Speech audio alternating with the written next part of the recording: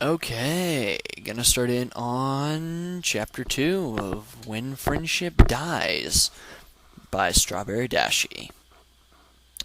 Reasonably interesting fanfic so far. Um, again, not doing voices. I suck at voices. Don't want to mess up the fanfic any more than my voice already will. Took a brief look through on this chapter. Twilight is... it's going to be interesting, it looks like. Okay, Chapter 2. A Real Friend. Here we go. The moon was already way above her head as she stepped out of the carriage. Waiting for her was Princess Celestia, standing outside the entrance to the sculpture garden. "Ah, Twilight Sparkle, my faithful student." She gave the purple unicorn a friendly smile, and Twilight smiled back, walking up to her and accepting her hug. Princess Celestia, how good to see you. I wasn't expecting you to be waiting here," Twilight said as they separated. "That's called a surprise, my dear." Trolestia, it's called a surprise. Jeez. The princess laughed, her eyes shining warmly. "Shall we get out of the rain? I'm sure Princess Luna would love to see you, and there have been a few new additions to the castle." "Yes, I would like that." Twilight followed the Celestia. Okay, as they headed to the castle gate. When they entered, Twilight couldn't help but stare in awe.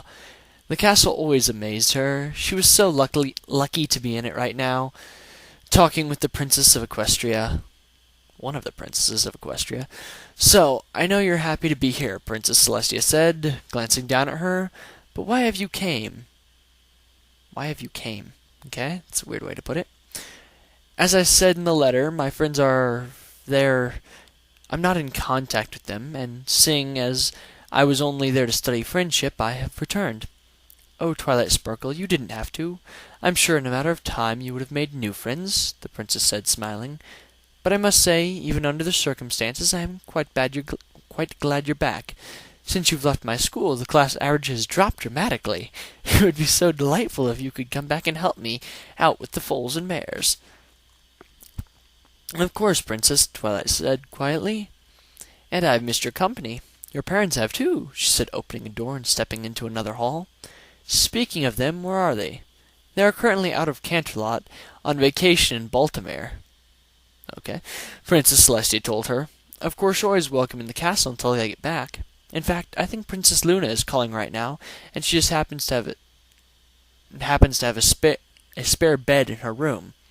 She pushed open a door at the end of the hall with her hoof, and smiled as she saw Luna digging through some drawers in a vanity cabinet. "Thank goodness, Celestia. Have you seen my newest book? I could have sworn I put it right here, in this very drawer, so I wouldn't lose it," she said quickly, stomping her hoof on the drawer and causing it to fall out. She turned to look exasperated at her sister, then gasped and screamed. "Twilight! Twilight Sparkle!" Luna hurried over to her, throwing her hooves around the unicorn and grinning widely. "You're here!" Twilight smiled back and hugged her back. "Yes, I am. I've missed you." "You too." Luna looked at Celestia, who was standing in the doorway. "Is she here for real? Like staying in Canterlot?" "Permanently." "Permanently?" "Permanently," Celestia repeated, laughing. "You're never going to let her leave." "Oh my goodness," Luna shouted. "Is she staying in the castle?" "Yes." "Where, down the hall?" "Nope." "In the second building?" "Nope." "In the guest room next to the sculpture garden?" "No, your room." "But now that I think about it, that guest room would be a nice place for—" Celestia. No, that won't be necessary. Thank you, Tia," Luna said, shutting the door in her sister's face. Luna turned and grinned at Twilight. "I love your room," she said, gesturing on the piles of books thrown around the room. "Of course, it could use a bit of organizing, but—" "Really? Okay, let's organize it. I'd rather do it with you than do it alone." Well, yeah. "Wow, why are you so excited about me being here?" Twilight asked, beginning to levitate a stack of books and placing them in an open closet door which held no clothes, just racks with dresses and shoes on the floor and a bunch of bookshelves. "Okay. Well, I never get out of the castle area, and I don't really have any friends but you." Oh, Luna, such a shut-in. "Not me either," Twilight said without thinking. What do you mean? Don't you have a lot of friends?"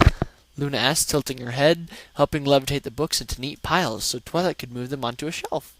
Suddenly, Twilight looked at the floor, letting the book she was levitating fall, and then silence. Her mane fell into her eyes, and Twilight began crying. "What's wrong?" Luna trotted over, placing a hoof on Twilight's. "That's why I'm here. They don't like me anymore. I've been abandoned." Twilight sobbed, leaning her head on Luna's shoulder. "Don't like you? Oh, don't like you? That's not possible, Twilight Sparkle," Luna said, pushing the unicorn's hair to her eyes. "There's no way some pony couldn't like you. You're absolutely perfect. And don't let anyone tell you different. Any pony tell you... It should be any pony. Should be any pony. Don't let anyone tell you different." Twilight looked up sadly. "Really?" "Really," Luna smiled, hugging her. "How about we read some books? Will that make you feel better?" "Yeah," Twilight smiled, happy to have a friend. A real one she knew would never leave her behind no matter what. They stayed up almost all night reading. Book after book was placed on the shelf after they were finished. Of course, the floor was still horribly messy, but neither pony cared. Eventually, Luna ordered some daisy sandwiches, which they ate together, laughing over jokes from a funny book. They had the best night ever, literally this time. Not like the one with her fake friends. Not fake friends, just past friends.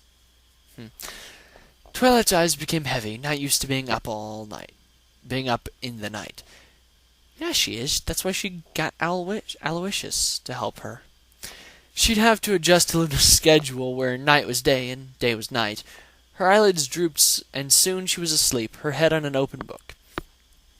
Luna looked up and smiled, noticing her head on the floor. She used her magic to lift the unicorn into the spare bed and cover her up.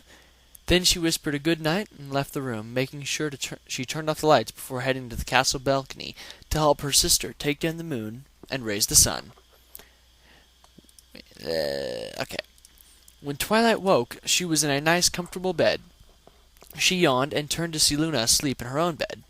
Glancing at the window, she saw the sun was descending in the sky. Luna would be awake soon to raise the moon. Had she slept that long? Of course it hadn't been that long, just her normal amount of sleep at a different time in the day. She still needed to get used to doing most of her daily work at night so she could talk with Luna. She began organizing again, placing the books in alphabetical order according to subject and author. After all the books were on the shelves, she hung all the clothes on the closet floor up again, placing the shoes in a rainbow pattern, purples, then blues, then greens, and so on. Sighing, she smiled at her work, turning to admire the now clean room. The only thing wrong now was the dusty floors, which she quickly got rid of with a sweeping spell. Nothing makes me more happy than a clean, organized room. She went over to make her bed, and then opened the windows and began brushing her hair. Luna awoke with a yawn, looking around and blinking sleepily. "Morning, Twi." "Good morning, Luna." "Well, not really morning, I suppose," she gestured at the window. I thought I'd get up with you at night. That way we can talk some more." "Actually, I'm usually asleep at night like every pony else." The blue alicorn smiled.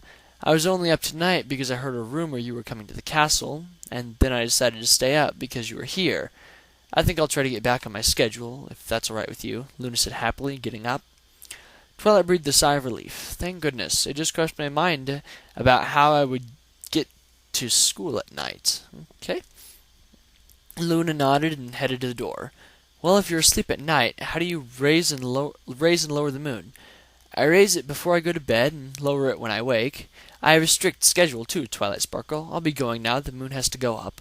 When I come back, I'm going back to bed until morning." "You were just asleep." "You're welcome to do the same." "You can't sleep that much. It's unnatural." Twilight looked around her.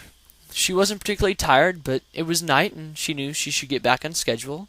So she racked her memory for a sleeping spell. I didn't know you cast sleeping spells on yourself. Isn't that dangerous? After going through every spell she knew, she realized she didn't know one. Well, never mind. She made a mental note to look in the archives for that spell. Instead, she summoned some sleeping pills and put herself back to bed again. Okay. Guess there was another way. Watching the moon slowly raise before she fell into a deep sleep. Okay. I didn't know you could cast sleeping spells on yourself, and I didn't know they had sleeping pills in Equestria. Those could be dangerous. Okay, as usual, leave comments below. All comments are welcome. No hate, except haters and parasprites. Don't want to have to deal with that. Until next time, have a good evening, every pony.